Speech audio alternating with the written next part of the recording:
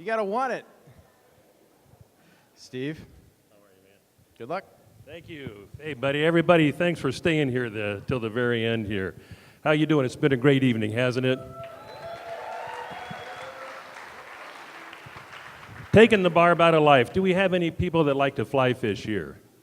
Yeah, you're out in that river waving that stick and talking about flies, but we like to do it. We like to say that we've gone fly fishing. And last year we were coming back from Tucson, Arizona, and managed to hit this little small town in southwestern Colorado called Ouray.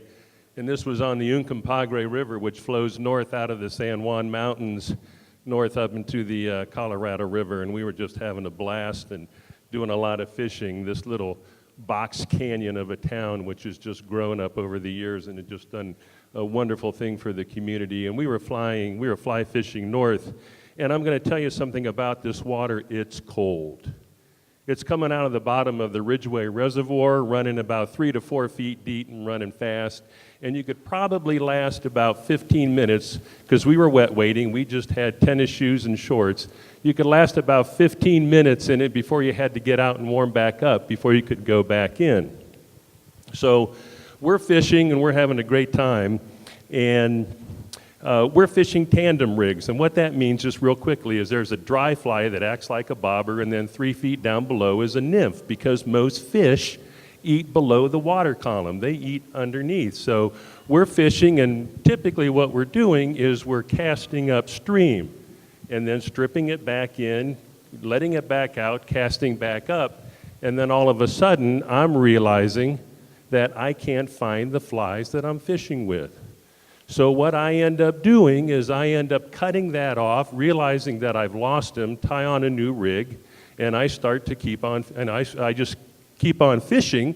And but at some point, again, I'm so cold because it's like 40-some degrees that I get out of the water, and I realize that I'm wrapped up in this monofilament.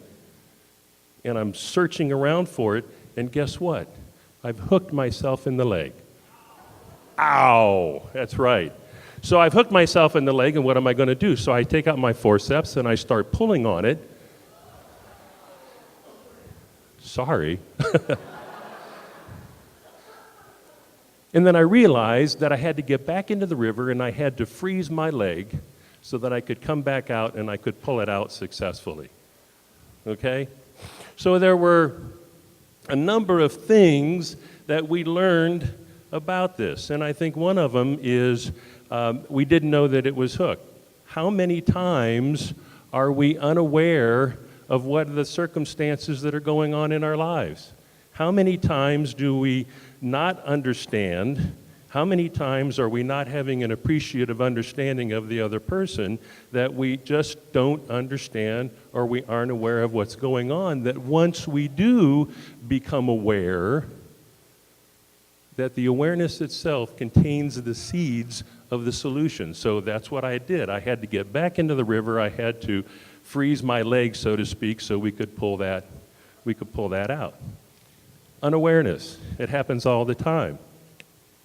The next thing that happened, once we understood what the awareness was, once we understood that I was hooked and I had to do something, I had to step outside the box. And you all know Einstein saying that you can't solve the problem from the same level that created it, is that we had to go do something different. How many times do you have to go do something different in your lives in order to get the successes that you want? The third thing is that I couldn't do it alone. I had to have help. I had to have somebody else to think about, for me, what it is that I needed to do in order to get that barb, because not only was it the hook, but it was the barb as well. Finally, I had to celebrate. Hallelujah, I was able to get that hook out, and then I could go back to fishing. But then there was one other thing that I had to do after that. After I was able to get to this point, was I had to get back into the water. I had to get back into the water, and I had to keep fishing, and I had to keep risking what was going on.